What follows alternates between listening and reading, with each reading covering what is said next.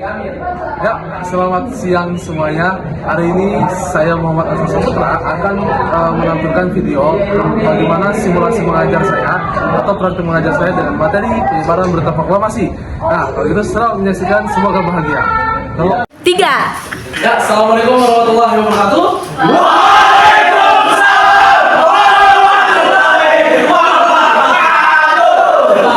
Luar biasa sore hari ini tadi tenaganya loyo-loyo, nyambut salamnya sangat kencang betul warga mahasiswa. Alhamdulillah.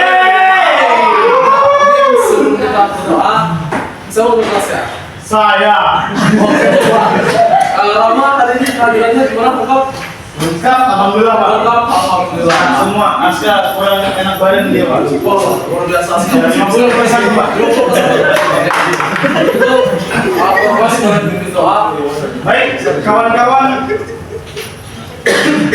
kawan-kawan dan teman-teman seperjuangan, sebelum kita mulai mata pelajaran kita pada hari ini, mengenallah dengan kalian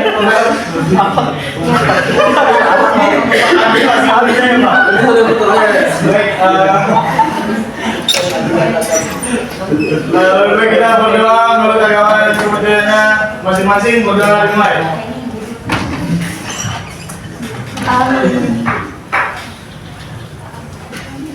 Selesai. Bagi yang ingin melakukan doanya silahkan.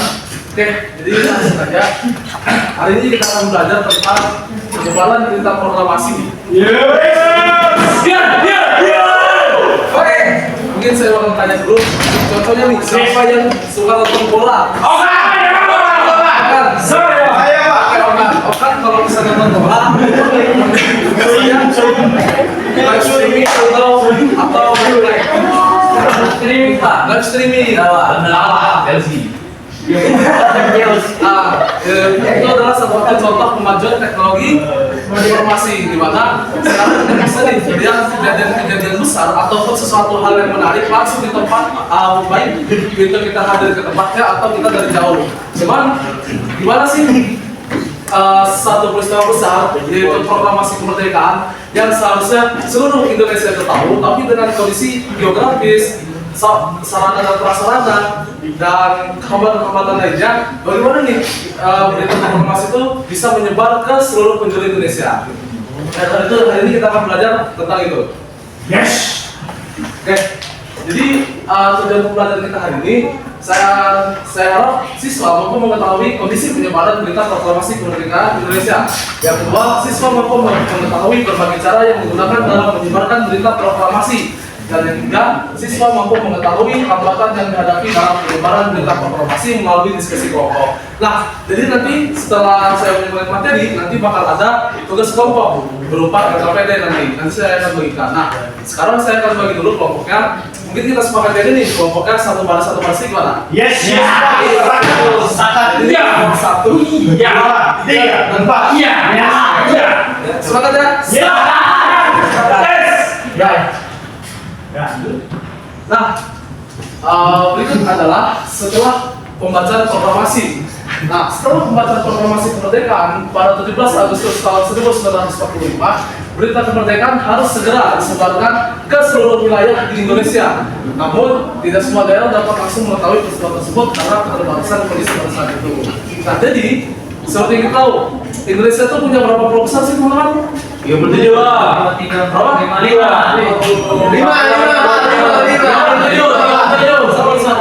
Lima, Pak. Cocok, keren, bagus, tepuk tangan. Jadi dengan 5 pulau besar yang dipisah oleh laut, selat dan lainnya, itu membuat penyebaran berita proklamasi ini lumayan sulit anak-anak sekalian. Bagaimana apalagi kalau misalnya menggunakan sarana dan prasarana seperti radio, telegram, yang dimana Pulau Jawa cuma Pulau Jawa yang punya radio, siaran radio gitu. Ya Pak. Sudah ada telegram Pak. Sudah ada pada masa itu. Belum ya? Nah, jadi masuknya sini. Masuk di bagaimana sih berita proklamasi itu disebarkan, melalui cara apa aja sih dia disebarkan. Jadi ada 4 poin di situ. Mungkin Rama bisa bantu bacakan. Sampai poin 2. Sampai poin 2. Ya, pertama ada langsung poinnya aja. Yang pertama melalui siaran radio, yang kedua melalui telegram. Oke, terima kasih lama sudah dibantu. Sama-sama, Bapak. Lanjut 2 poin lagi sampai mau. Teman saya. Irul, silakan. Melalui surat kabar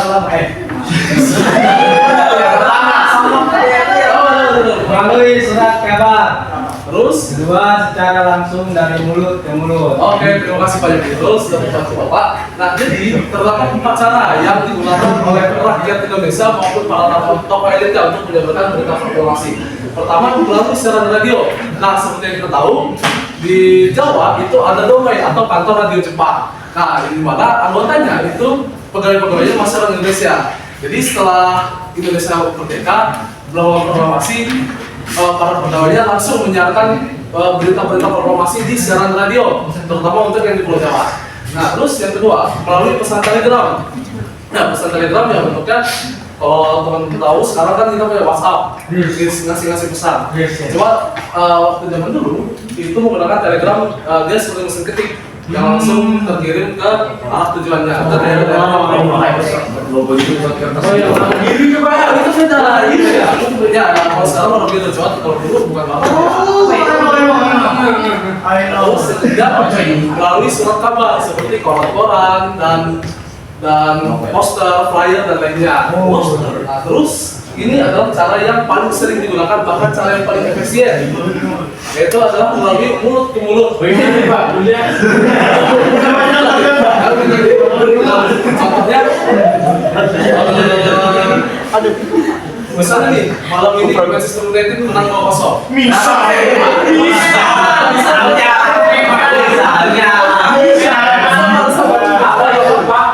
Nah, ini kan misal. Nah, malam ini MU menang nih 2-0. Terus di esok harinya ketika fans MU berkumpul dengan teman-teman lainnya, itu dia langsung menyebarkan tuh kalau malam tadi MU menang nih 2-0. Nah, tidak paham atau tidak paham? Paham, Pak. Saya jelaskan teman-teman. Aman Pak. Nah, ini adalah 6 tokoh yang memberikan dampak kepada penyebaran proklamasi. Nah, 3 di atas ini adalah tokoh nasional. Nah, sedangkan 3 di bawah Saling. Jangan sampai Saling. Ambil aja siapa?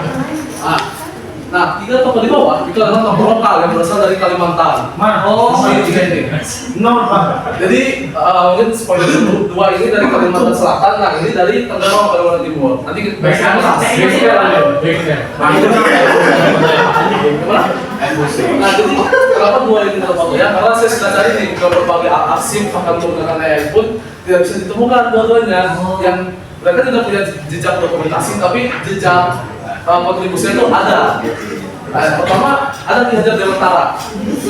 Nah, jadi Ki Hajar Dewantara ini memberikan penyebaran berita proklamasi dengan cara melalui pendidikan. Nah, salah satunya melalui pawai-pawai. Terus yang kedua ada FUS. Nah, dia adalah salah satu tokoh penyiaran radio tentang berita proklamasi yang paling krusial. Karena ketika proklamasi diumumkan, dalam waktu 2 hari berturut-turut, dia menyiarkan berita proklamasi itu ke seluruh Pulau Jawa. Hingga akhirnya siaran radio itu ketahuan dan kantor domain itu digerebek dan disegel oleh pihak Jepang. Nah, terus yang ketiga, Andi boleh dibacakan? Lando daeng padewa. Kira-kira dari mana? Orang Bugisi masih. Panggil kita daeng.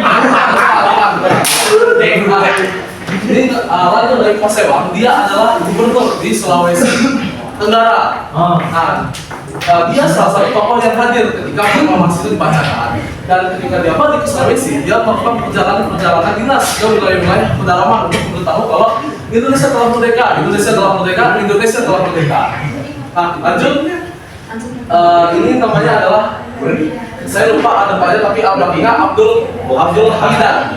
Seperti yang saya bilang, ini adalah tokoh lokal tentang penyebaran berita proklamasi, dan ini salah satu tokoh PPKI yang tidak dimasukkan oleh Bapak Mahfud ketika menjelaskan PPKI. Dia adalah salah satunya tokoh yang diusulkan oleh Tanah Borneo untuk menjadi anggota PPKI. Jadi dia hadir langsung dalam proklamasi kemerdekaan, menyaksikan ketika proklamasi dibacakan, dan akhirnya ketika dia balik ke Pulau Kalimantan, dia menyebarkan tuh di Banjarmasin pertamanya, karena dia orang Kalsel.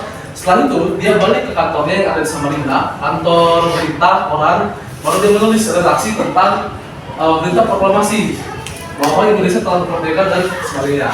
Nah terus dia bengkel, namanya Kasa. Nah seperti yang ada di gambar yang dibilang tadi, dia adalah seorang mekanik listrik. Ya mekanik listrik itu mesin motor. Cuma mesin motor. Sisi bawah ini Mesin pabrik. Bukan, ini mesin. Ini cuma ilustrasinya aja. Sudah. Nah, jadi Hasan, dia adalah seorang mekanik listrik yang ada di Tenggarong dan dia mempunyai kontribusi dalam membuat radio dari bukan radio bawah tanah di Kalimantan Timur itu ternyata ada jalur radio yang menghubungi dari Samarinda, Tenggarong dan Balikpapan. Cuma memang penyebaran beritanya itu seperti saya bilang gelap karena bawa-bawa di bawah tanah supaya Jepang tidak tahu. Nah, Hasan ini dia mendirikan stasiun radio buatannya sendiri di Tenggarong supaya warga Tenggarong itu tahu kalau Indonesia telah merdeka. Tenggarongnya mana, Pak? Nah, Tenggarong Malaya nggak ada pastinya, cuma dalam arsip Sari, bahkan Sari ya. Ambil Pak.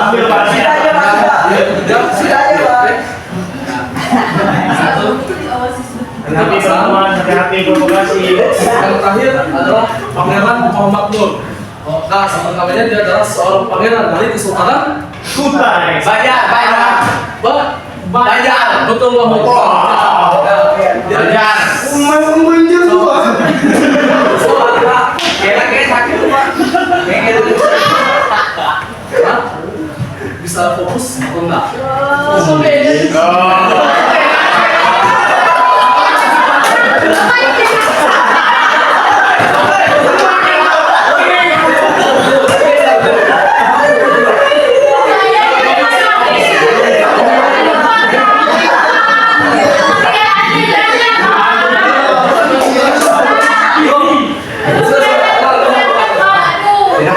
Salah satu yang Ani, Ade, Anti.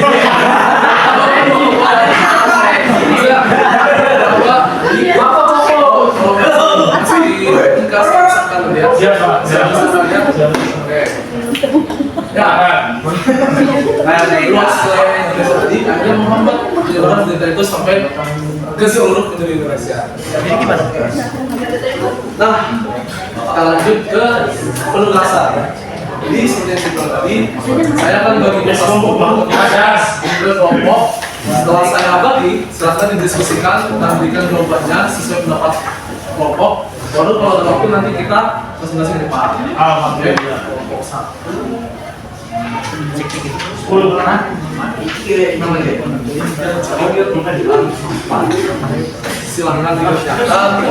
Kalau yang kerja adalah mulut dan Oke, siap. selamat kembali. Sama kepala. Kalau belum jelas, nanti saya. Berarti kan masih diskusi dong, Pak? Iya. Silakan berkumpul dengan kelompoknya. Ada sini kok, ada video.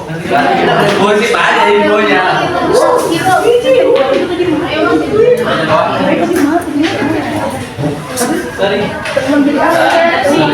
Pak, nggak mau bantu apa mereka bertiga main HP, Pak? Pak, balik ke HP, Pak. Diskusi bersama dong. Ami, Susi, aja silakan diskusi. Ambil HP-nya, Pak. Ambil HP-nya, Pak. Mahmud.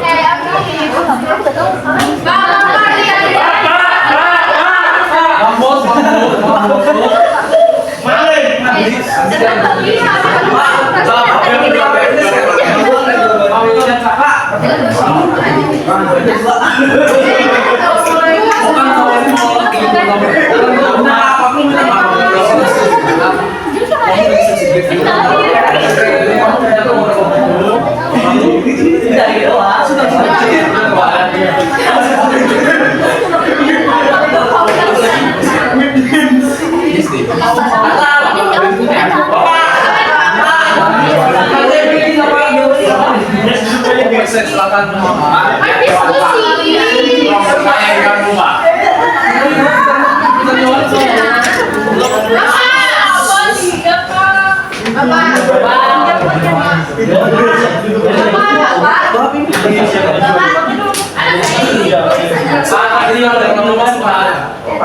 Orang motos lo.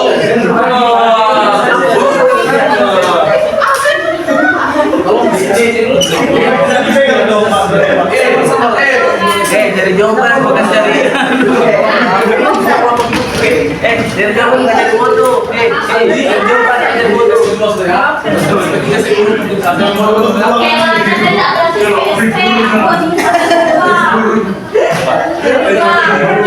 Pak, batal. HP nih, Pak. Diskusi. Bapak. Wah. Enggak boleh. Oh iya, Pak. Selesai, enggak selesai. Iya, Pak. Selesai. Iya. Saya tadi dulu ya. Silakan diskusi rupanya.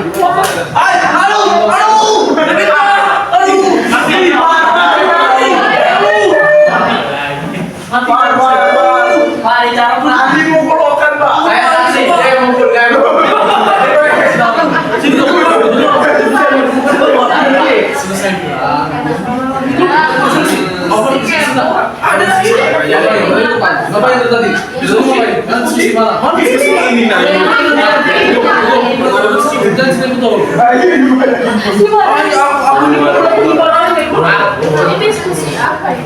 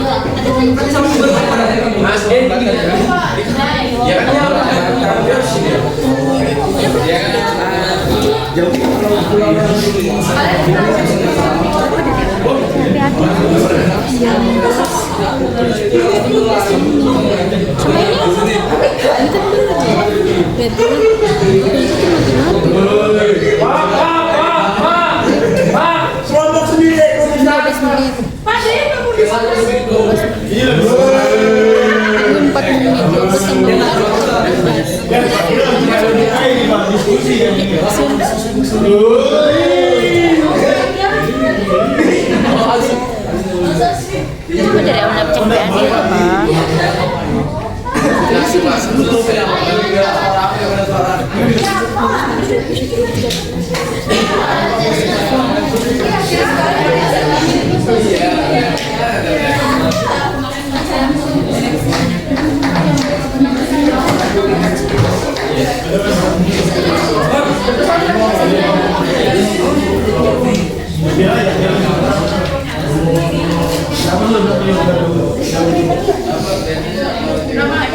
Pak, kalau belum guna.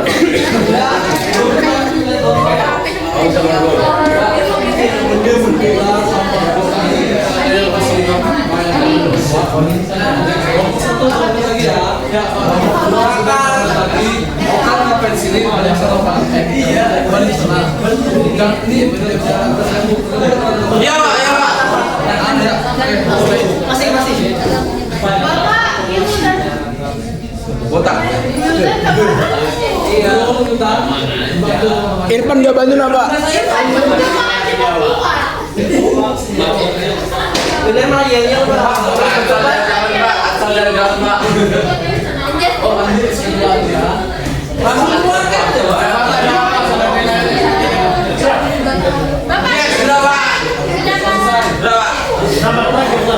Yang sudah duduk dulu di tempat masing-masing.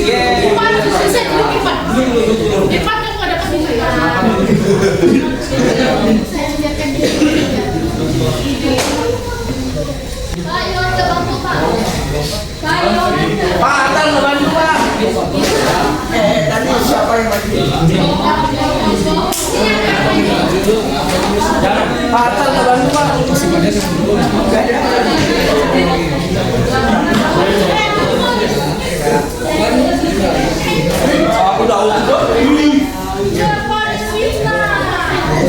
Pak, boleh bertanya nggak Pak? Apa hukumnya kalau kita kerja kelompok kan main apa sendiri seperti itu Pak?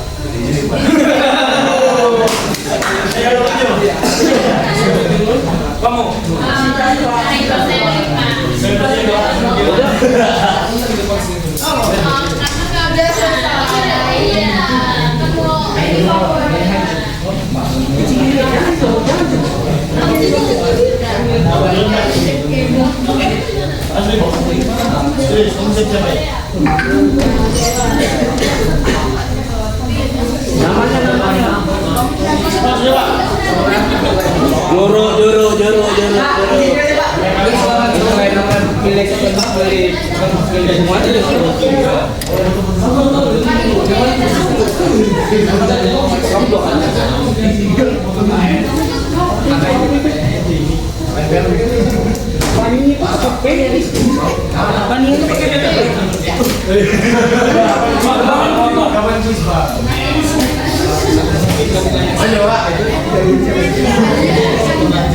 Teman-teman boleh lipat. Ingat ya.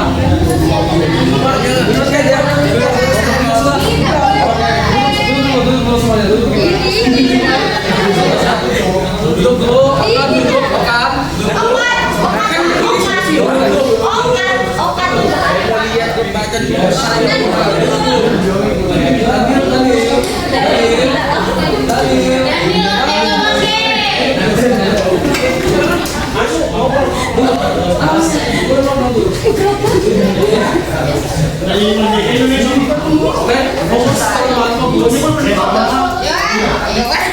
Oke, kalau sesi sudah selesai, silakan buat pertanyaan dan yang bertanya jangan pernah lihat sebelumnya.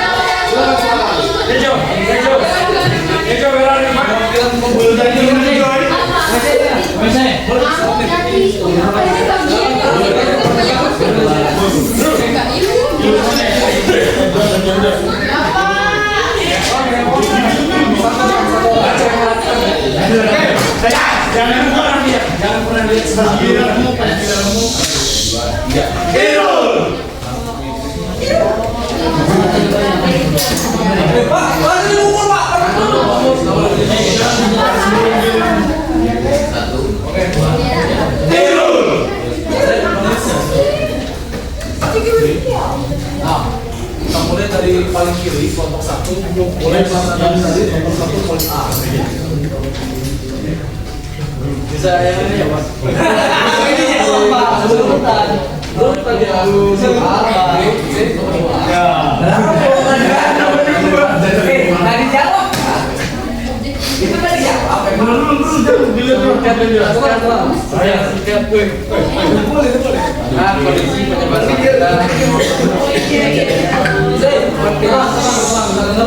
kondisi saat itu terbatas dalam penyebarannya karena wilayah Indonesia itu sangat luas, jadi usaha untuk menjangkau akhirnya berita yang disampaikan hanya ke beberapa orang karena ekonomi juga waktu itu juga sulit, jadi penyebarannya sangat sulit juga karena tidak ada uang, terus juga akses ke radio dan lain-lain masih belum memadai, dan akhirnya berita itu disampaikan secara lambat menggunakan oh iya biasa satu lanjut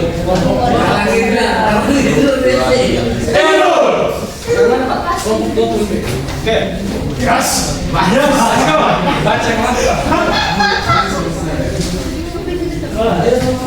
Bang, tahu dia Bang. Yang serius dong. Poin B, cara penyebaran berita proklamasi.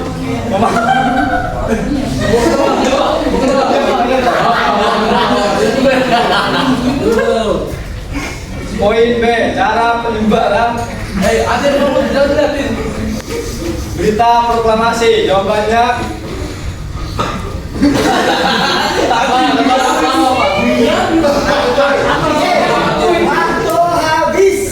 jawabannya masih Nah, oke, kalau waktu saya